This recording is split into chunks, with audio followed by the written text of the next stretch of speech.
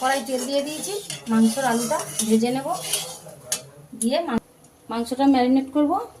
দিয়ে দেবো হলুদ গুঁড়ো, 2 চামচ হলুদ গুঁড়ো, ঝাল লঙ্কা গুঁড়ো 2 চামচ দিয়ে দেবো।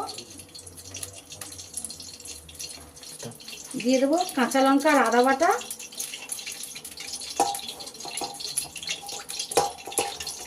দিয়ে দেবো 1 চামচ মতো রসুন বাটা, কিছুটা কুচনো পেঁয়াজ দিয়ে আমি মাংসটা ম্যারিনেট করে নেব। তেল দিয়ে দেবো এতে পরিমাণে।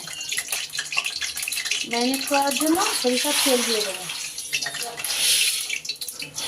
সব কিছু মশলা দিয়ে দিচ্ছি, ভালো করে মাখিয়ে নেবো। লবণটা এখন দেবো না, দিলে কষার সময় এমন করে মাখাও যেন একদম হাফ সিদ্ধ হয়ে যায়।